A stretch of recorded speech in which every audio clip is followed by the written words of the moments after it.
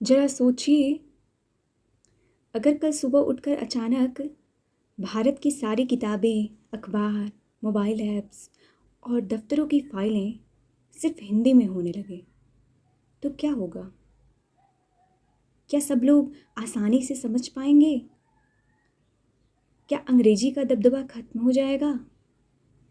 या फिर हम में से ही कई लोग कहेंगे, नहीं, हमें तो अंग्रेजी में ही पढ़ना, लिखना और बोलना है। तो सवाल यही है, क्या हिंदी सच में अंग्रेजी से आगे निकल पाएगी, या फिर अंग्रेजी ही आने वाले समय में भारत की असली ताकत बनेगी? दोस्तों, आज की इस यात्रा में हम हिंदी और अंग्रेजी के इस टकराव की गहरी पड़ताल करेंगे। अंग्रेजी भारत की अपनी भाषा नहीं थी, यह आई थी ईस्ट इंडिया कंपनी के जरिए। लेकिन धीरे धीरे यह सत्ता, अदालतों और शिक्षा व्यवस्था की भाषा बन गई।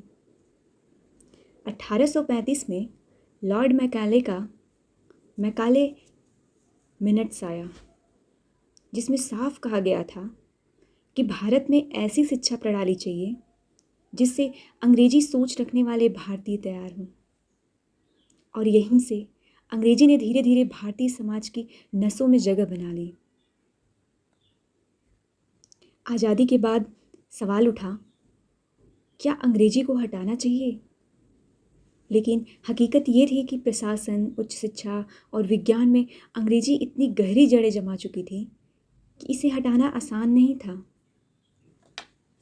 14 सितंबर 1949 को संविधान सभा ने हिंदी को भारत की राजभाषा घोषित किया, लेकिन इसके साथ समझौता भी किया गया। 15 साल तक अंग्रेजी भी साथ साथ चलेगी, यानी 1965 तक अंग्रेजी हटाने का सपना देखा गया। लेकिन क्या हुआ? 1965 आते आते जब सरकार ने हिंदी को पूरी तरह लागू करने की कोशिश की, तो दक्षिण भारत में ज़बरदस्त विरोध हुआ। और नतीजा क्या निकला? अंग्रेजी को अस्थायी तौर पर सह राजभाषा बना दिया गया। इस घटना ने यह साफ कर दिया कि हिंदी को अपनाना आसान नहीं है। अब जरा आज की स्थिति देखें। भारत के ज़्यादातर प्रतिष्ठित स्कूल और कॉलेज अंग्रेजी माध्यम के हैं। IIT, IIM, एम्स जैसी संस्थाओं में अंग्रेजी ही मुख्य भाषा है, लेकिन सरकारी स्कूलों और ग्रामीण इलाकों में हिंदी और क्षेत्रीय भाषा ज़्यादा चलती हैं।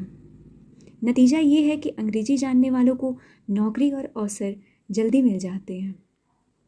कॉरपोरेट दुनिया में अंग्रेजी का बोलबाला है, लेकिन सरकारी दफ्तरों और लोक सेवाओं में हिंदी का महत्व है। पहले इंटरनेट पूरी तरह अंग्रेजी पर आधारित था, लेकिन आज गूगल, फेसबुक, यूट्यूब, व्हाट्सएप हर जगह हिंदी कंटेंट की बाढ़ है।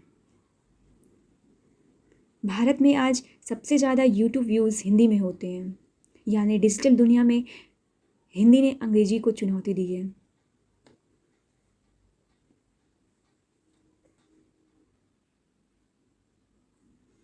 दुनिया में अंग्रेजी बोलने वालों की संख्या लगभग 150 करोड़, हिंदी बोलने वालों की संख्या लगभग 60 करोड़। लेकिन भारत में इंटरनेट यूजर्स का बड़ा हिस्सा हिंदी और भारतीय भाषाओं में कंटेंट देखता है। एक रिपोर्ट के अनुसार 2025 तक भारतीय इंटरनेट का 70% कंटेंट भारतीय भाषाओं में होगा, जिसमें सबसे बड़ा हिस्सा हिंदी का होगा। तो क्या ये इशारा है कि हिंदी अंग्रेजी से आगे निकल सकती है? हिंदी सबसे ज़्यादा बोली जाने वाली भारतीय भाषा है। हिंदी साहित्य, सिनेमा और मीडिया का असर गहरा है। सोशल मीडिया और यूट्यूब ने हिंदी को नई उड़ान दी है। दोस्तों, अंग्रेजी ज़रूरी है, लेकिन हिंदी हमारी पहचान है। अंग्रेजी हमें दुनिया से जोड़ती है, लेकिन हिंदी हमें अपनी मिट्टी से जोड़ती है। अगर हम हिंदी पर गर्व करेंगे, तभी यह भाषा सच में अंग्रेजी से आगे निकल पाएगी। तो आइए आज वादा करें, हम हिंदी बोलेंगे, लिखेंगे और इसे आने वाली पीढ़ियों को सौंपेंगे, क्योंकि जब तक हिंदी जिंदा है, तब तक हिंदुस्तान जिंदा है। आपने पूरी कहानी सुनी। आपने देखा कि हिंदी और अंग्रेजी की जंग कहाँ से शुरू हुई और आज कहाँ तक पहुँच गई। लेकिन अब सवाल आपसे है, क्या हम सिर्फ अंग्रेजी ज़रूरी है सोचकर हिंदी को पीछे छोड़ देंगे, या फिर हम अंग्रेजी का इस्तेमाल करेंगे लेकिन हिंदी को अपना सम्मान और पहचान देंगे। सोचिएगा ज़रूर।